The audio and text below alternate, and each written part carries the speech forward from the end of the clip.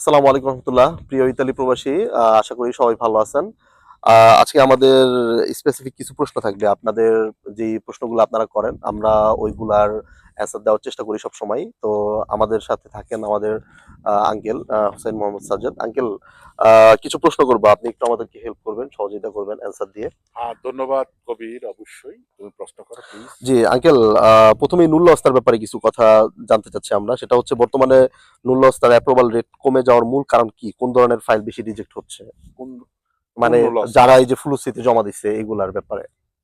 সেটা তো রিজেক্ট হচ্ছে যদি রেদিতি না থাকে, জি। আলোচ্য না থাকে, হুম হুম।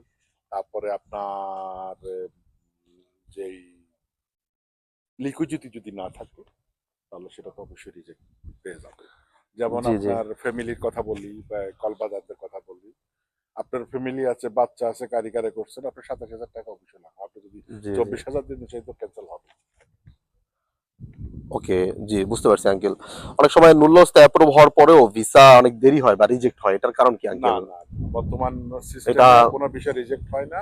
জি ভিসা রিজেক্ট হলো আপনারা ওই যে প্যাকমেল কন্ট্রোল করেন না, যেখান থেকে ইন্ডিয়ারে করছেন ওইখানে প্যাকমেল আসে, প্যাকমেলের মধ্যে যে কডিচিটা আছে কনফার্মেশনের, জি জি। সেটা যদি না দেন তাহলে ভিসা হবে না। আচ্ছা, রিকনজনমেন্ট ফ্যামিলিয়ার নিয়ে কিছু কথা বলেন আঙ্কেল। এটা আহ, করতে কি কি ডকুমেন্টস লাগবে এবং কত রেদিতে আর লাগবে? কারা কারা করতে রেদিতিটা পারবে? আসলে এখন জি মুখস্থ বলা সম্ভব না, যেহেতু নতুন রেদিতি চেঞ্জ জি হয়েছে। জি। ওকে। তো রেদিতিটা আমরা ফেসবুকে আমাদের ভিডিওর নিচে আমরা দিয়ে দেব। যে রেদিটিটা আসলে ডকুমেন্টস লাগবে, আপনার রেদিটি সুফিসিয়েন্ট হতে হবে, হুম হুম। আলোচ্য হতে হবে। যেমন আপনার বাসা যেমন 14 বছরের নিচে হলে বাচ্চার আলোচ্য দরকার নেই, বস্ত্র দরকার নেই, কিন্তু রেদিটির প্রয়োজন আছে। তো আপনি যদি বউ আনেন, বাচ্চা 2 জন, 12 বছরের 14 বছরের নিচে, আপনার বউর জন্য অবশ্যই প্রস্তাবটা খালি থাকতে হবে যে বাসার আলোচ্য। ওকে। এখন আপনার অনেক সময় লিকুইডিটি না, আপনার বাসার কন্ট্রাক্ট নেই, দেখা যায় যে সেখানে রেসিডেন্ট অনেক বেশি, খালি নাই, এই জন্য তার থেকে নেগেটিভ হবে। হবে স্বাভাবিক। জি আবার আপনি 7-8 মাস আগে জমা দিয়েছেন কিন্তু বর্তমানে আপনার এই রেদিতি কম, জি জি। সেটাও আপনাকে কাউন্ট করবে। কাউন্ট করবে।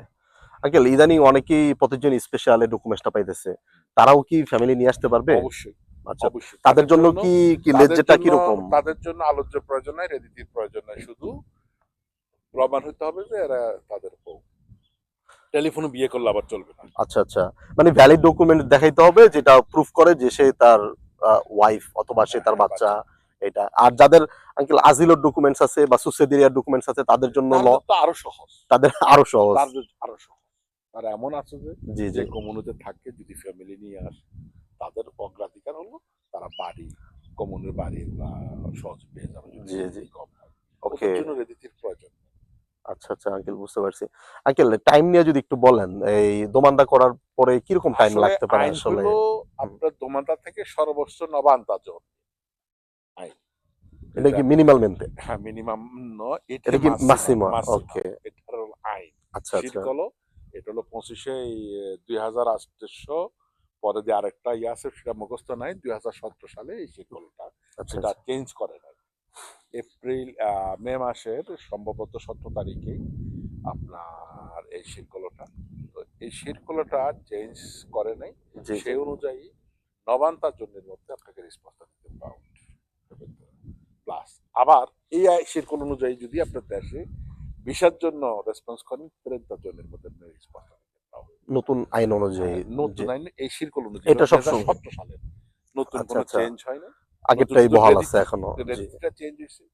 তো এই অনুযায়ী জি আরেকটা, যদি আপনার এই সময়ের মধ্যে যদি রেসপন্স না করেন, জি। জি। আপনি যদি দিন অনুসার করেন, তাহলে আপনার বাড়ির কাজ সময় অ্যালট করি, পেপ্তর আপনাকে টাকা দিতে পাও, জরিমানা দিতে পাও, যদি ওকে।